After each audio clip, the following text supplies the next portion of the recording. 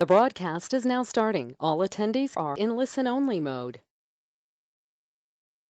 Good morning. Happy Friday.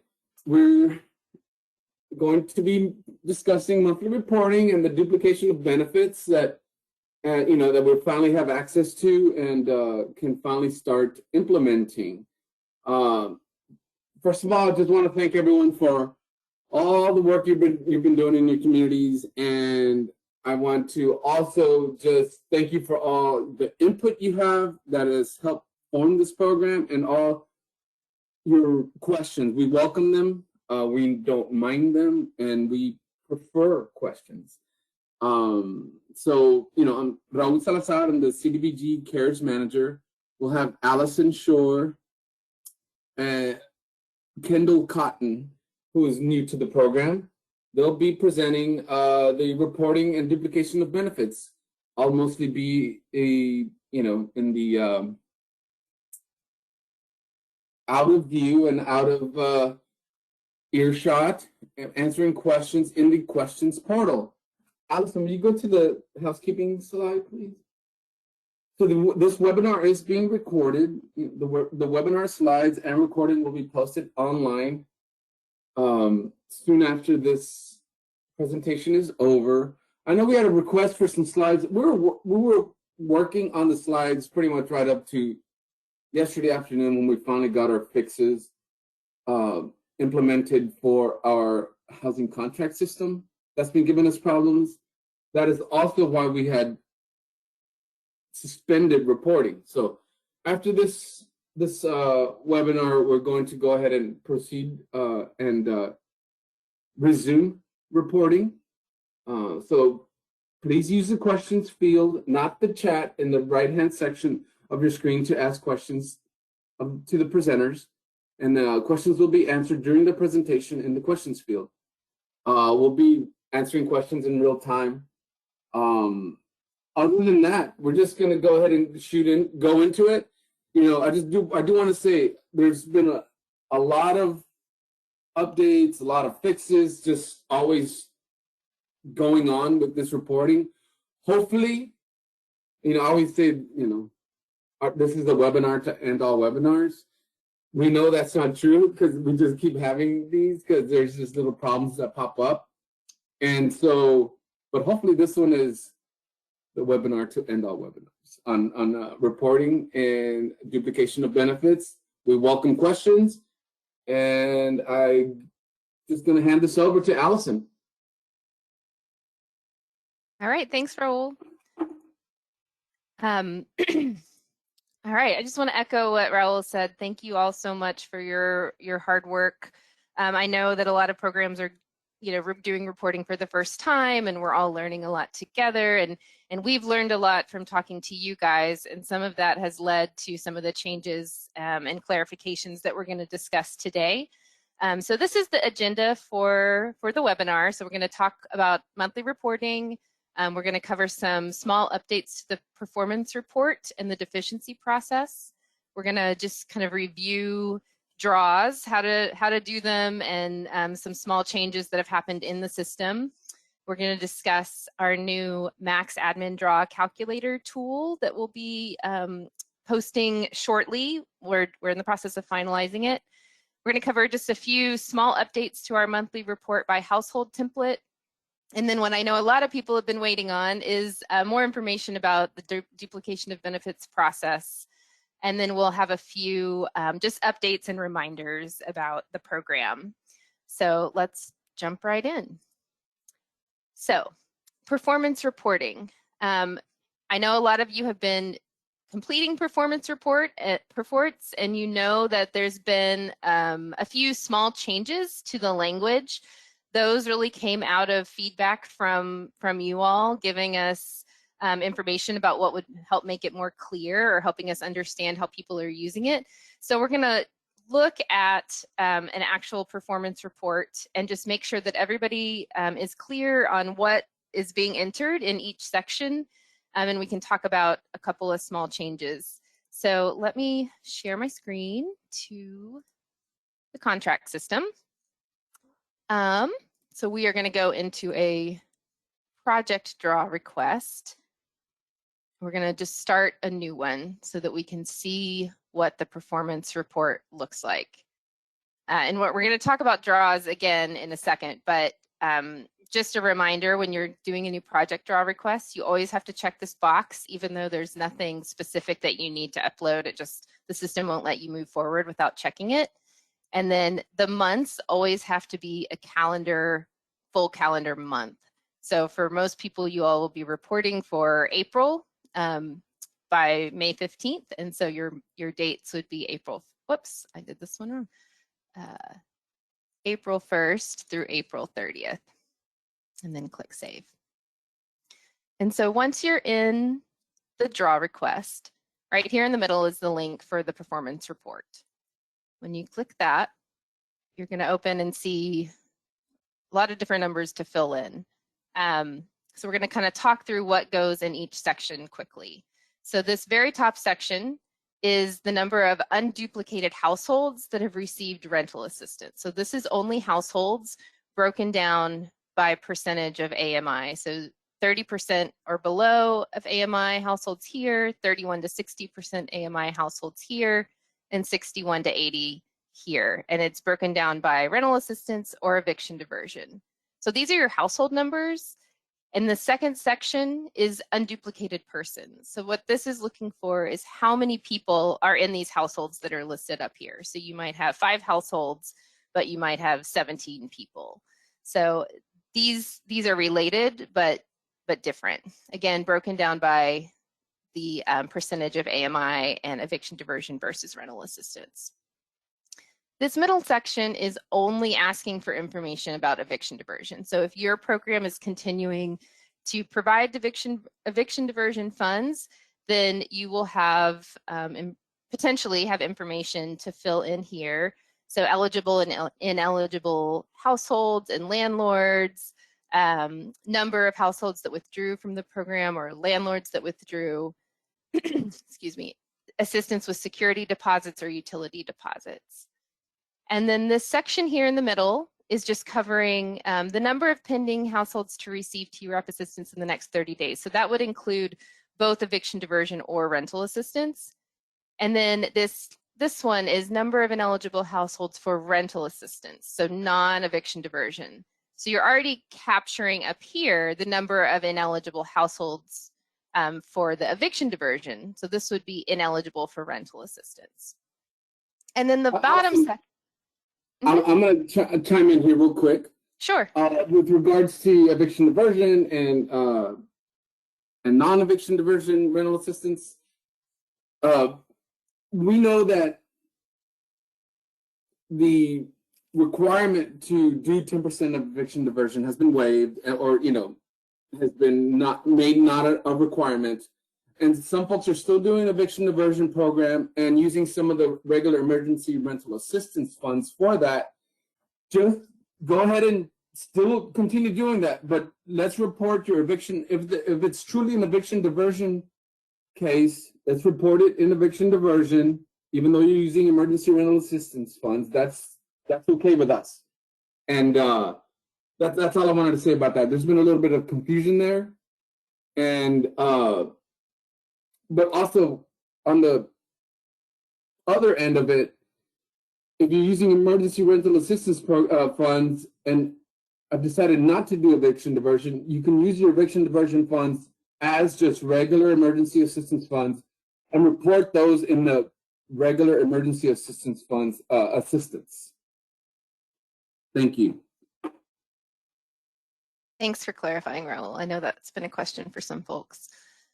And then the very bottom section is demographic information. And so this is for the unduplicated person. So not the head of household. It should cover all the household members. So ideally, the numbers that calculate down here should match the total of the unduplicated person served in the second category.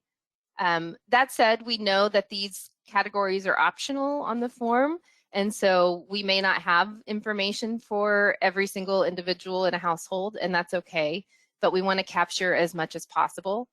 And then the other just small change that we made to this section was we adjusted the categories listed for unduplicated race.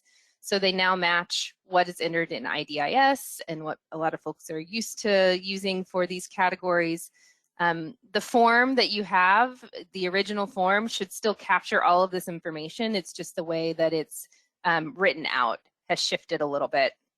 And we've also adjusted our monthly report by household spreadsheet to align with these changes. So Kendall will talk about that a little bit, but that should really simplify your reporting, having the spreadsheet and the performance report match. These will automatically calculate and sum for you down here at the bottom.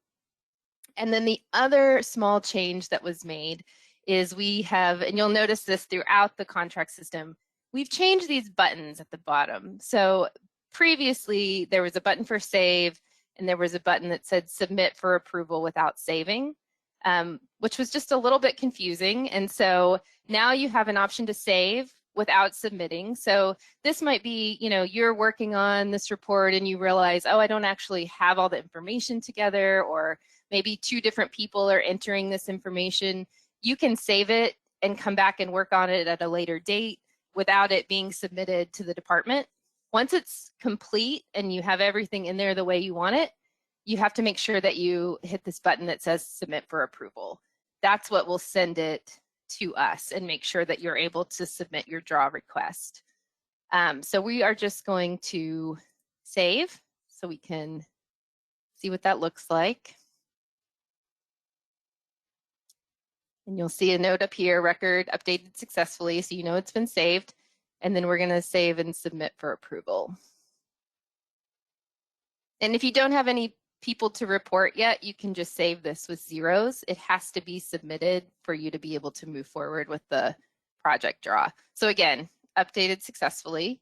And then we're going to go back into our draw request, and you're going to see right here, it says submitted right next to performance report. That's how you know that it has been submitted. If it had just been saved, it would just say saved right here. So those were really the changes that were made to the performance report. Allison? Yeah. Just real quick, can you go back to the performance report? We have a question about ineligible regular. So please listen up, whoever just submitted this question. They're talking about only reporting ineligible TDEP folks here, but can you show them where to do the ineligible regular emergency rental assistance? Yeah, it's right here in this section underneath the TDEP section. Okay, you got that? I hope whoever's asking that question had just heard this answer. That's for both. Okay, we're good. Yes, we're good. Okay, great. Let me go back to my slide real quick so you guys can, whoops, takes it out of, that's annoying. Okay, and then the other thing we're going to talk about real quickly is just the change to our deficiency and disapproval process. So if a draw request is submitted and we receive it and we realize that something is incorrect or needs to be updated or adjusted, it can be put into a deficiency status or a disapproval status. So one of the changes that has been made is that when that happens, it's set up, the system is set up to now send an automated email to you, to the program contact that's listed in the contract system, and to me. And so that way, you know that some action needs to be taken on your end to go in and correct something or adjust something and then resubmit it.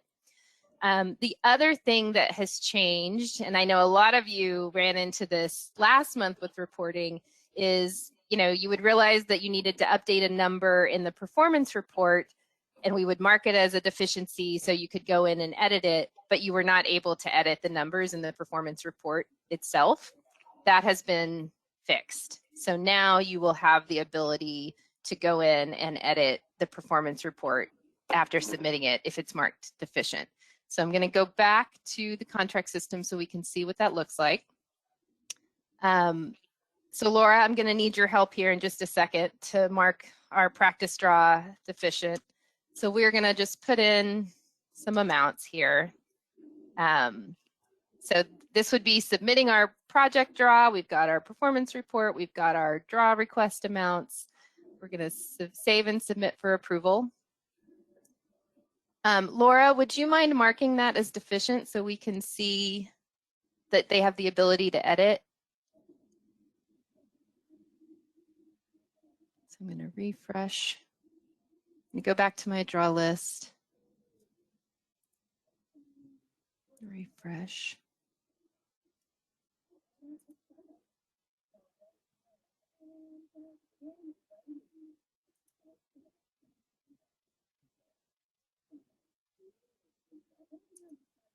Okay, so it's been disapproved. So we're going to go back into the draw. Click on performance report. Oh, I wonder if it's different if it's in disapproval versus deficiency, because I don't see the buttons. Yeah, I think it's supposed to be deficient.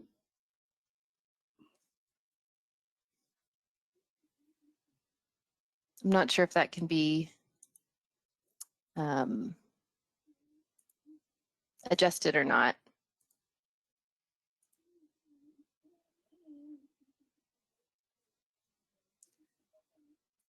So what you would see, we'll just keep moving forward, but Yes, keep moving forward. yeah. What you would see if it was marked deficient and you go back into the performance report, you would see the save and the save and submit for approval buttons down here so that you could come in and say, oh, you know what, I forgot to list the number of households served by TDEP. I need to go in and edit that. You now have the ability to do that. That's exciting. All right, let me go back to, why does it keep doing that? Okay, so now we're going to just quickly review the draw processes. You guys have been doing a great job with this. I know some people are submitting draws for the first time, so we just wanted to touch on this. Just a couple things. It's ideal to complete your project draw first before your admin draw, just because potentially the that can impact the amount of funds you can request for your admin, depending on how much you've spent. And then let me go back into the contract system and we'll just do a quick sample draw request. So if you're at the beginning of your contract page, the admin draws and the project draws are in two separate places. So the admin draw requests are on your landing page, this home page right here. You go to the budget section, and then down here on the bottom right is draw request. You can see all your previous draw requests, and you can create a new one. Again, we just have to check this box. We're going to enter our calendar month dates. Click Save. And then you would enter the amount that you wanted to request for, this one is for admin. So I'm just going to make something up. And then you click, again, you can click Save without submitting it if you think you might need to come back and adjust it, or you can just click Save and Submit for approval. Once it's been submitted, you'll see this little notice right here, but you'll also see that the status changes. So until you submit it, the status is just going to say pending.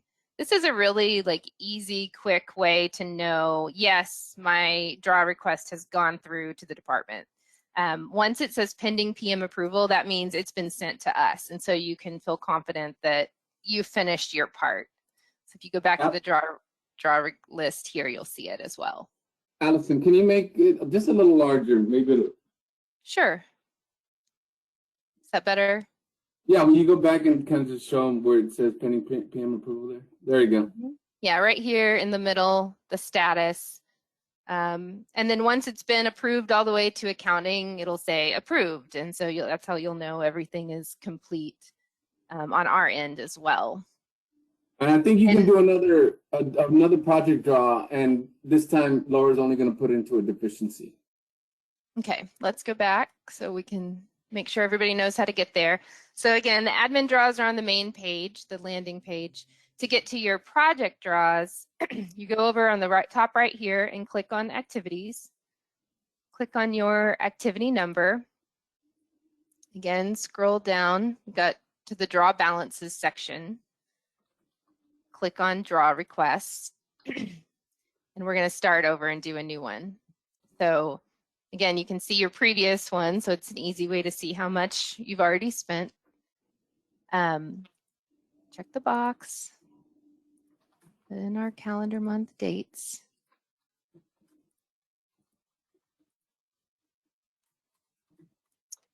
And then just so you can see how there's no submit button here yet? It will not allow you to submit this draw request until the performance report is complete. So it's kind of a, you know, checks and balances. Until this is submitted, you won't have a button that says submit. So again, we'll go in, you know, we could edit we served 5 households that had 12 people in them. Put in our demo. Well, we had 12 people, so we'll say 4, 4, 4. Then 6 and 6. You know, so you just fill in all of these sections. Save and submit for approval. Oh, you know what? You've got to enter the total right here. I skipped that. And they have to equal. So these have to add up to what you enter in this box. Must equal the sum. It does equal the sum. All right, we're just going to change this back to 0 so we don't get stuck here. Total persons by income. Oh, yeah. You need to write 12 in there. Oh, it was down here that I messed up. Okay. Yeah. I fixed it at the top, but didn't fix it down there. Sorry. There we go.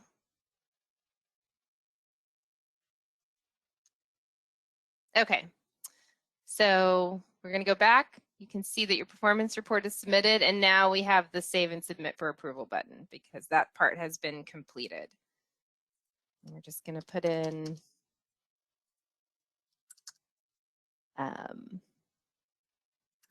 we've got rental assistance, we've got eviction diversion, we've got our performance report submitted. And we're going to click save and submit for approval.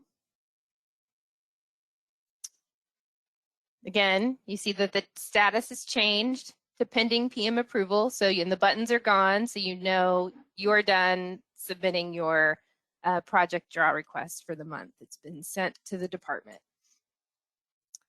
Now let's go back here.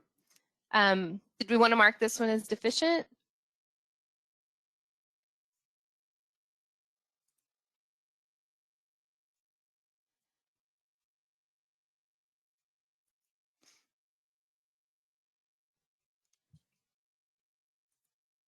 Okay, so, we realize that we need to adjust something. It's been marked as a deficiency. Our buttons are back because we can adjust our amounts if we need to adjust that. And now, see, you can adjust your performance report and the buttons are back so you can resubmit it. So that's a really big change that I think will save you guys a lot of time that wasn't there for the last month's reporting. I know we worked closely with quite a few of you to make some small adjustments. So I'm really glad that you'll be able to do that on your own. Simplify the process on your end. So if we, say I needed to adjust this, oops, I meant to request $10,000 in rental assistance and I only requested $1,000. So now I've adjusted it. I'm going to submit for approval again. And then you see the status changes back to pending PM approval. So that is just a quick reminder and overview of how the draw process works. Let me go back to the PowerPoint. We talked about this, but just a reminder that the performance report must be submitted to complete your project draw. And as you saw, it wouldn't even give you the button to submit it until it said submitted next to the performance report.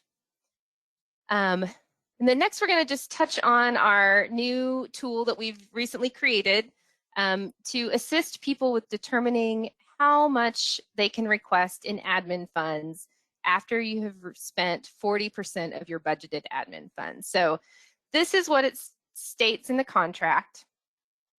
You know, it's not the most user-friendly language, and so we wanted to try to create a simple tool that would help people know, okay, what does this mean for me when I'm requesting admin funds? So first, just remember that none of this matters until you have reached 40% of expenditures of your budgeted admin funds. So once you've spent 40% of your admin funds, that's when this comes into play. And what this really means is that there is a limit of a 20% spread between how much, you know, the percentage you've spent of admin and the percentage you've spent in project. So if you've spent 40% of your admin funds, you cannot request more admin until you have spent more than 20% of your project funds. I'm going to just show you the calculator because I think that that makes it a lot easier to understand if we're looking at it. So let me pull that up. So the way that we created this was to try to keep it as simple as possible for you guys. So this is an internal tool. It's not something you have to submit to us. It's just to help calculate things on your end. So you would fill in, we're just going to throw some numbers in here. Let's say your total award was $150,000. Your project funds would be $135,000. And your admin funds would be $15,000. It's going to automatically calculate your 40% of admin funds for you. So until you've spent this $6,000, you don't have to worry about the calculator. It doesn't matter. You can spend up to that amount regardless of what your project expenditures are. Then you're going to fill in this field of how much admin you've drawn to date, how much project you've drawn to date, and then what your current project draw request is. All of this information can be found in the contract system. So you can see over here for source, there's a link right here to take you into the contract system. Let me go back in. So on this main page, you can see your budget. So your original allocation and how much has been drawn to date. You can also click on your draw requests and you can see how much has been drawn to date. So there's several different ways to find that information here, but it's all on this main landing page as well. Allison, real quick, I do want to mention that in that, you see where that funded is, that's where you'll be getting your budget amounts that are up toward the top of that tool. And so we wrote source in that tool to let you just know that you can go to this HCS, which is a housing contract system, for these numbers. Thank you. Right, so yeah, no problem. So yeah, you can find all of those numbers here and fill them in on the tool. Let me go back to the tool. So, you know, this is just a sample. I just made up this budget, but we'll say that this community has already spent, you know, their $6,000 on admin so far. So right now they can't request any more admin until the project amount is within 20% of the admin amount. So if you've spent 40% of your admin, you have to have spent at least 20% of your project. And then, so that ratio has to stay at least 20%. If there's more, so if you had spent 50% of your admin, or if you had spent 25% of your project funds, but you wanted to request 50% of your admin funds, you couldn't do that because the spread there is a 25% difference. But if you had spent 33% of your project funds and wanted to request 50% of your admin, you could, because the spread there is only a 17% difference. So it has to be within 20%. So we'll just put in a number here. So we've spent, 55,000 of total project, 6,000 of admin. So right now you could request an additional 3,150. But if this month I was also going to add another, $25,000 to my project draw, that increases what I can request in admin this month. So this is the maximum amount you can request. This doesn't mean that's what you have to request or should request.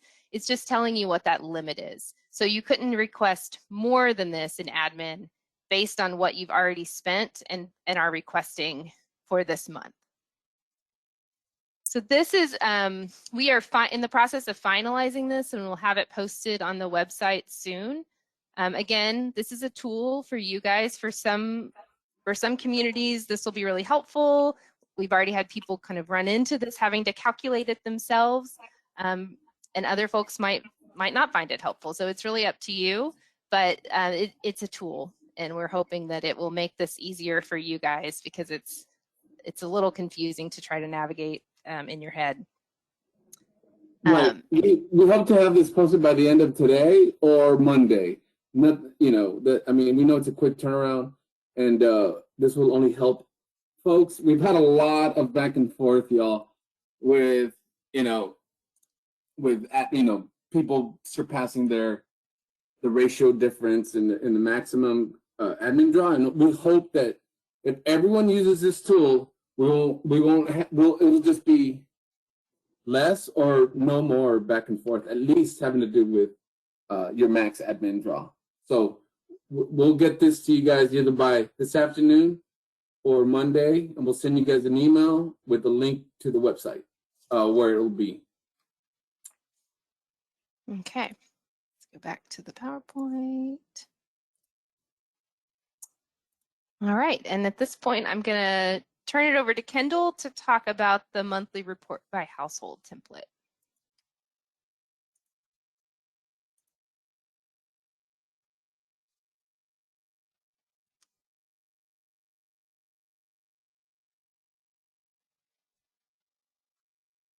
Okay. Good morning. Thanks, Allison. Thanks, Raul. And thank you, everybody, for being here. I'm just going to talk to you guys real quick about the monthly report by household template. Most of you have already been reporting, but if there's anybody that is just getting started, it'll be good to kind of walk through this with y'all. And there have been a couple changes, so I wanted to touch on those with you guys. Allison already mentioned about the categories, the percentage AMI and the race drop-down categories, but I'm going to show you. So when you get started for your monthly report, this is where you can find a copy of the most recent template. Oh, you can't see it.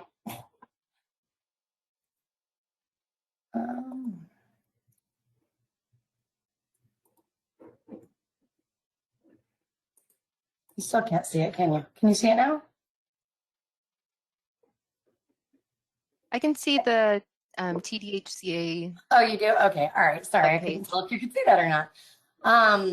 So this is where you're going to go to find the most recent copy of the Excel spreadsheet. And I already have one open for you. The most important thing you're going to want to do first when you open up the spreadsheet is enable content. Okay, if you don't enable content, you're not going to be able to use the full functionality of the spreadsheet. There's a couple things that just the drop-down menus, they don't work properly, or you can't enter the data without enabling the content. So when you get started here, it's pretty intuitive. I think they've made it as simple to use as possible. Obviously, you're going to enter your own subrecipient information and the month you're reporting for, and you're going to enter your information for each household that's applied for assistance you're reporting for. This was a change that they made prior to the latest update, but I believe But there is like a full household information. We have columns here for. Kendall, are we supposed to be seeing the spreadsheet? Yeah, you can't see it? No, Oh, okay. it's no problem. We'll start fresh. Yeah, okay. Sorry. Screen sharing problems. No problem. It's Friday morning, technical difficulties. I'll let you know when we see it. Okay. Let me get out of that one.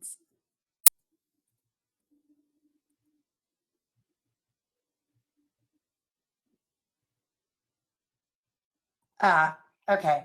Is this it? You got it now? Yes. Okay, sorry about that, guys. All right, let me start back over. Can you make it a little larger? The biggest thing I was trying to show you is that when you open the spreadsheet, there's going to be a thing right here with a yellow button that says to enable content. And you just want to be sure to click on that because you won't get the full functionality of the spreadsheet without. Can you make it larger? Make it larger? Yeah. Yes, just a little larger. How's that? Much better. Oh, Much whoa. better? A little less. Better. Okay. Yeah, that's good. Okay. So Thank yeah, you. what you would see is right up here, the enable content button. Anytime you open it from, just when you open the Excel spreadsheet. So just make sure you enable that so you can use the spreadsheet properly. And as I mentioned, you're just gonna, you're gonna enter the information for each of your households. Your household ID, that's kind of like an internal tracking number that you guys can kind of come up with on your own. I would say be consistent in what you use. So every month, you're staying the same. You're gonna enter your household name. One of the older versions did not have all these additional columns with, the full household address, the street, the apartment, the city, the zip code. I believe it just had the county. And one of the reasons that's important is because we're going to be using a lot of this data with Texas rent relief to, prevent duplication of benefits. So I just wanted to point that out to you guys. As you continue across the spreadsheet, you're just going to indicate, we've got pull down options right here. So, if it's a eviction diversion program referral, you can easily click it and enter your case number. Over here in the household income and eligibility, again, it's very straightforward. You enter your household size and your income that you're reporting. As Allison mentioned, they did make a change to the percent AMI drop down here. It's now 0 to 30%, whereas it used to be 0 to 60. So that's just going to make it a little bit easier for y'all. It's going to match what you see in the housing contract system, as well as, I believe, what you report in IDIS. You're going to show your income verification method that y'all used. And you can indicate here if the tenant is actually eligible or not. The reason, if they are not eligible, you can write that in yourself. If the landlord is eligible, yes or no. Over here in the demographics section, you're going to enter the gender for the head of household. And another change, just like Allison mentioned in the housing contract system, was that the pull down here for the race of head of household. These options now should match up with what you see in the housing contract system. We're just trying to make it all, streamlined, and so it's all the same and really simplify your process. Again, just using these pull downs to identify that ethnicity, if there's a veteran in your household, if you have an adult older than 62, if there's children, these are all yes or no, so you should be able to move across it pretty quickly. Oops, sorry, I went too far. And over here, when we're gonna, put in whether or not there's arrears owed, they've even indicated here that you can't put more than 5 months. So you can, enter however many there are. Say there's 2, and you've already had 2 months paid. You can just easily click. Say it was February and January, and you can put the amount. owed, say it was 2,000. And I'm just typing that in so you can see that it auto-populates over here on the far right for you. So it's just another kind of fail-safe or checks and balance for you when you're going through. And if you have any current or future months requested, just an easy yes or no. And again, the number of months, you can put those in right here, and however many months have been paid. We'll say maybe there was March. We'll do 1. And you're just going to enter in the amounts, and it's all auto-populated right there for you. There's also instructions, an instructions tab right here for you. So if you ever get lost, it's laid out for you, fairly simply. And of course, we're always here if you have questions. And additionally, when you're all done with your spreadsheet, we have the link right here for where you're gonna submit it through Smartsheets. It's also on the, can you still see my page or no? We can see the spreadsheet. You still see the spreadsheet? Okay, let me switch.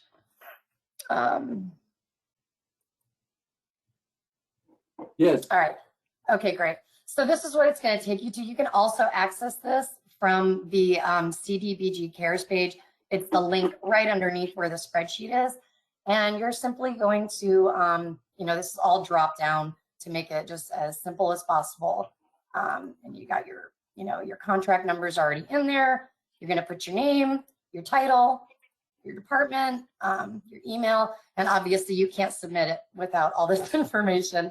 So make sure you enter all of that, and obviously put the month that you're reporting for. And very simple, you can drag and drop it over here from your desktop, or browse the files to get it from your computer. You can click that, and it'll give you the option to it'll send you a copy so you know that you submitted it for your own records. And that's basically it. So I just wanted to cover the process for you guys and touch on those couple of changes on the spreadsheets. And I believe that's it.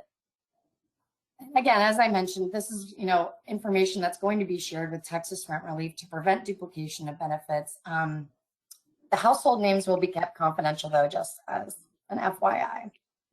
And unless I missed something, I'm going to hand it back to Allison.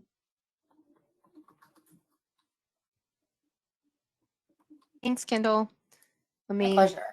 switch it back. All right. Okay.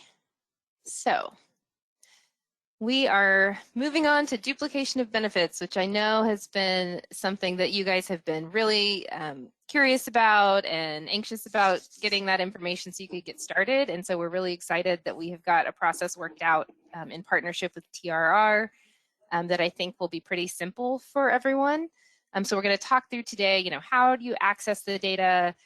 How do you review it to identify any potential duplicates and report any that you find? And just, we expect that there will be some duplicates at the beginning just because we haven't had access to this data until now. And the families and households that we're working with, are applying everywhere they possibly can to get assistance. So just know that you will likely find some. But as we move forward, our hope is that this will really be a tool to help prevent duplication.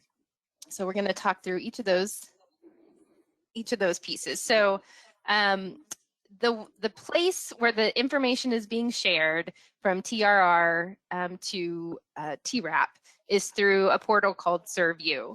And each organization has received access to that. It was granted to the person listed as the program contact for your organization. They should have received an email with their login information. And that information can be shared internally with other staff that may need to access that information. If they're not the right person to log in and download the spreadsheet, you can share that. But everyone should have access at this point. And so if you are not sure if you do or not sure who that person is, please reach out to us and we can help you figure that out and make sure that you guys can connect. Here is the link to log in to the ServeU portal. and you'll have a username and password. I'm going to click on this and I'll have to share my screen. Switch.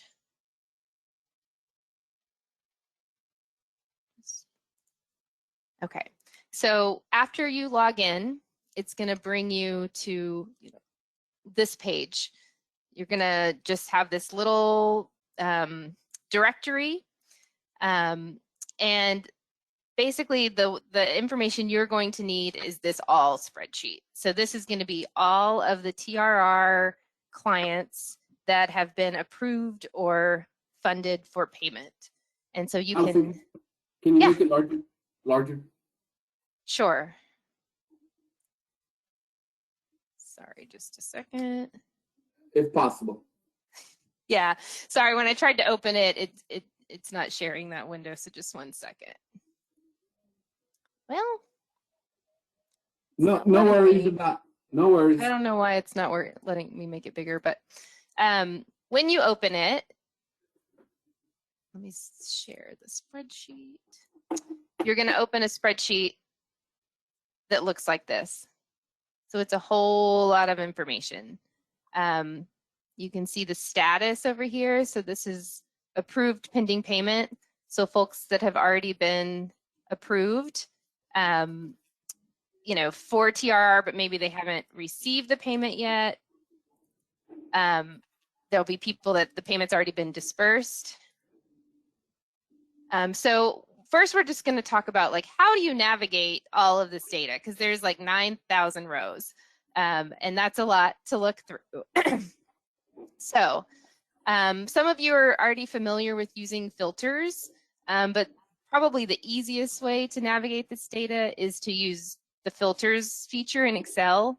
So selecting this top row and clicking on filter, and that really allows you to sort by any specific field. So if you're only serving people in a specific county, for example. Allison, can you make this larger? Yes, this one I should be able to. There we and go. when you go back to the filter and all that? Sure. So to set up the filters, you want to click on just the headings, the very top row with all of the headings, and then up here in your home bar, there's a filter option. You can turn it off and turn it on. Once you see the little arrows here, you know that there's a filter option available for that column. So for example, you might only want to search for, households that have been approved for the city of Allen. So once you select that, you have a much smaller amount of data to work with. So you could do that by zip code, you can do it by city, you can do it by county. Depending on how you're searching, you have a lot of different options. Because some of the larger cities, if you're searching for Houston or San Antonio, you're going to still have a huge amount of data to sort through. So that then zip code might be the way to go for that. And what we're going to do is I just pulled up a report of one of the reports that the community submitted, and we're going to look at their data in comparison to this, so you can kind of see how that works. Okay, let's see if I can just get them to stop doing that. I'm wondering if it's the sharing that I have, the way I have it shared. Okay, so this is one of your monthly spreadsheets there's no client names on it, just addresses. So that's the other thing. This is matched based on address. There's no names in the TRR data either. So it's just, if we scroll through real quick, you can see that it's address information, home address, mailing address, and then the payments that have been made. So rent for, March 2020, the number of months, rent total, and then it starts with March 2020, and you go across, and then it goes to utilities. So, we're not doing utility assistance, so you won't need that data, but they have, broken down by sewer and electricity and trash, and so there's a lot of information in here that you won't need, but that's what all is in the spreadsheet. So if you're looking at your spreadsheet, one easy thing to do to make it simpler to navigate is you don't really need all the information about, you know, demographics and household makeup. So if you wanted to just hide all of these columns, the columns you don't need, you can just select and then right click and click hide. So then you're just left looking at the address and what was paid. And that just makes your spreadsheet a little bit easier. You don't have to do that. It's just something that might be helpful. And so we're just gonna look at this first one. So I'm gonna use this zip code to search to you know, minimize the amount of information I'm looking at from TRR. So I'm gonna type in 75088 in the filter. And then that's going to pull up all the households that have been approved for funding in this zip code, which makes it a lot easier to navigate. So there's a couple things you could do. This isn't very many, so you can probably just look at them. You can also use the find option. So if you go right up here in your toolbar and click find, you can always search by, you know, part of the street address. You could put in Sunset, and we see we have a match, Sunset Boulevard. I didn't put in the whole address because things are going to be typed out differently. Some people are going to use abbreviations, they're going to use periods. So just kind of pick a keyword to search to make it easier to find a match. So we have 8400 Sunset Boulevard. Those are the same address. Then we're going to look at apartment number 9409, 9409. So this appears to be a duplicate household. And like I said, we expected to find some duplicates because we haven't had access to this information. So the next step would be, okay, we know it's a duplicate household. Did we make duplicate payments? So we're going to look at what months were paid by TERAP. So we've paid February, March, and April. And then we're going to compare that. Here, I'm going to highlight it just to make it easier to see. We're going to go over and look at what months they paid. So these are all zeros. We get to the first payment here, February, March, April, May, and June were paid. So the TRR program paid February through June rent for this same household. So we know we found a duplicate. TRR has set up a tool for us to submit that duplicate payment information, and they have a process for working on recapture of funds. And we'll look at that in just a second. One thing to think about though is, so these payments have been made for February, March, and April. This community might have been planning to pay for May and June in the next month. And so we would want to make sure that those future payments that have already been paid are not also paid by TERAP, excuse me, moving forward. So it's a way for you guys to also prevent future duplication. Let's just look at a couple more so we can, you know, see, just kind of navigate the sorting process and the searching process. So I do want to, can I chime in real quick, Allison? Yeah, of course. Okay, so now that we have access to this information, for this first, say, screening for duplicates, if you will, we're going to show you in a little bit about how to report the duplicates you find. But from here on out, it'll be more for prevention. And so for this first initial screening for duplicates, all you'll have to do is report those duplicates to us. You will not have to go back and recoup payment or anything like that. We're going to be giving this information to TRR for them to recoup the payment. Our information has been available since the beginning, since we've started. So this initial screening for duplicates, when you report those duplicates to us, if the months match and the addresses match, we will give that information to TRR, and that will show you where that's going to happen. So it's not for TERAP to recoup funds, it's for TRR to recoup those funds. And so, secondly, after this first initial assessment for duplicates, we'll use this TRR data really to only prevent duplicates. And I really wanted to state that. Thanks, Raul. Mm-hmm. Okay, so we're going to just look at one or two more just for the process of how you do the matching, and then I'll show you how you report when you find a duplicate. So we'll look at just the next one on the list. We're going to take their zip code. We're going to go over here and filter by zip code. Again, the list isn't too long. So I'm going to use find, and I'm going to search for Warwick, since that's part of the street. Address. Oh, there's no matches, so we know that one's good. We'll do one more just as a test. So I'm going to use the zip code to filter again.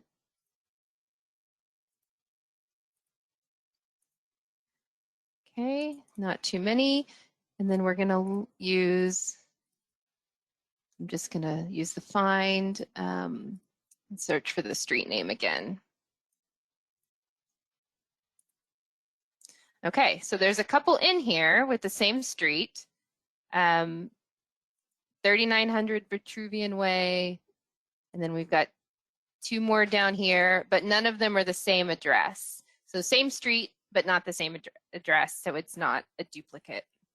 So that's really the process. You know, we want to make sure that this spreadsheet isn't too overwhelming because it does have so much data in it, but there are a lot of different ways that you can search for it that make it quicker and more simple to search. Let's go back to our duplicate that we identified. Where is here? Clear my filters so I can see it. And then we're going to bring that one back up. Okay, so we found a duplicate. What do we do? Let me share, switch back over here for a second. So we've logged in, we've downloaded the all spreadsheet to search from. You've matched based on address, you're filtering by city, county, zip code, etc. This is just an add-in that you can add to Excel that will allow you, like if somebody misspelled a street name or they spelled out street versus just writing ST, it'll take all those things into account and make your search easier, but it's just there as a tool if that's something you want to try. Okay, reporting duplicate payments. So if you identify that a duplicate payment has been made, you certainly want on your end for your record keeping just to document that you identified a duplicate payment and that you've submitted the information about that payment to TRR. They have set up a smart sheet we're going to look at now.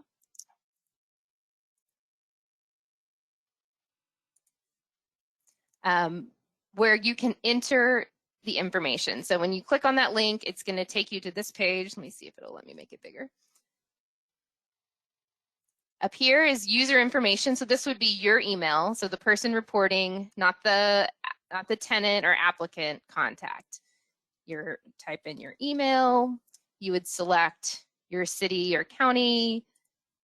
I'm just making these up. Then you would need the Texas Rent Relief ID number.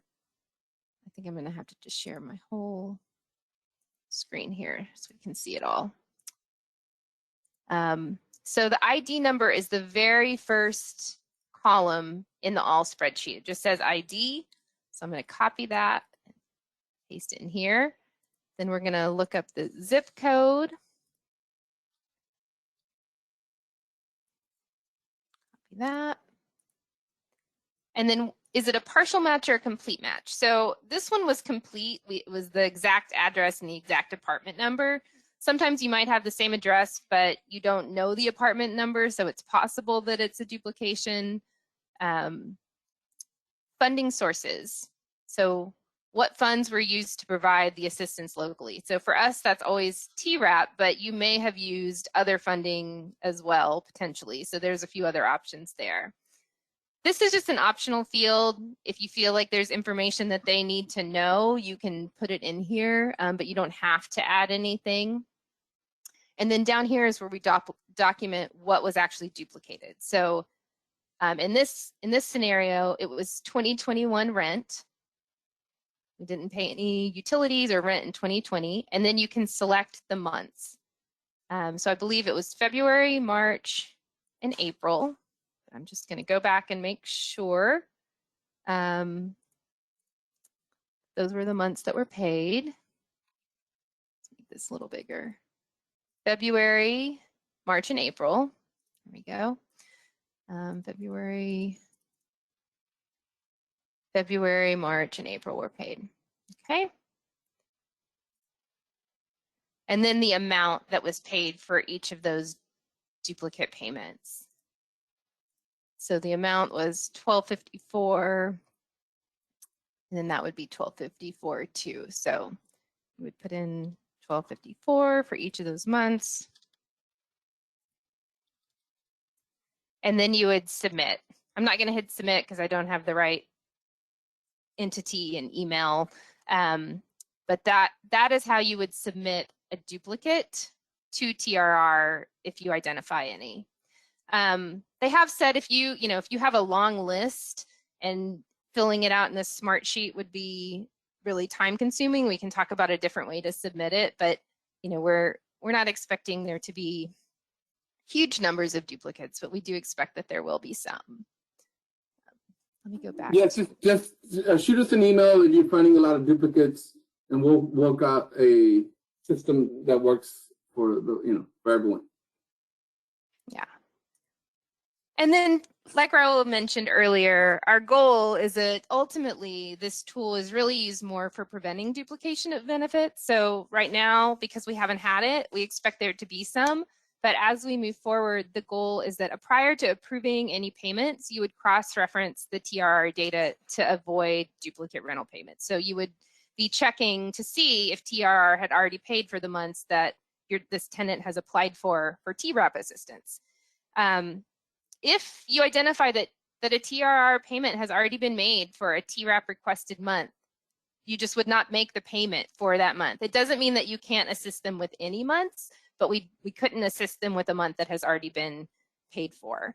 And then you would want to document internally on your end that you identified a duplicate payment as a payment denial for those specific month or months that you had planned to pay, but then decided not to because you found a duplicate payment already. So really the duplicates should mainly be reported at the beginning as you guys are reviewing your data, and moving forward, we really shouldn't have many to report because you'll be checking before you make the payment. So this is just a little recap of the process. Kind of at our initial stage where we are now, we've just gotten access to all of this data. You're going to log in, you're going to download the spreadsheet, identify any potential duplicate rental payments. If you find any, you're going to report them using the smart sheet. And then moving forward, you'll continue using that data to prevent duplication. My understanding is right now that data is being updated weekly by TRR. They're kind of refining their process, so that might eventually be happening more frequently, but I think it's happening weekly right now. All right, and Raul, this is you. Okay. All right. So I want to thank everyone who submitted their first contract amendment back signed to us. And as soon as you've signed it, of course, we've executed it and then have let you know that your amendment is active. For those who have not submitted their first contract amendment to us, please do so. You will be receiving individual emails to get that contract amendment back. The first contract amendment includes late fees without the first contract amendment being executed and a compliance monitor shows up in your inbox with a monitoring request, late fees may be disallowed without this contract amendment. Please submit to us your signed contract amendment. If you don't know what we're talking about, that means you're not receiving our emails. So let's talk about that too, okay? Second here, expenditure levels. After this month, it's going to be the 4th month. We are hoping that people will be at, and in the contract, you have to be 20% expended in project by the 4th month. You'll be receiving an email for a low expenditure level after this reporting period if you're not at 20%.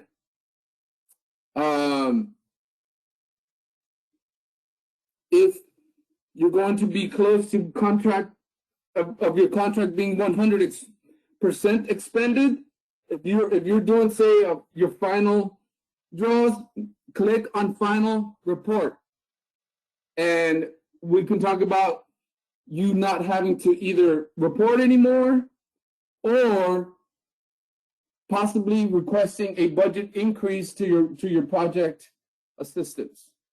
So let's talk about that as well. The income limits. We had sent an email earlier in April, in mid-April, talking about income limits that had changed. But they did not change. They will be changing though June 1st, 2021. We'll be posting to the website on June 1st if we have our hands on those limits. And so we apologize for that erroneous email. We did send out a corrected email, and we're saying it again. The income limits will be changing June 1st, 2021. We have the correct links to those income limits on our website. And of course, people have been asking about the TERAP forms.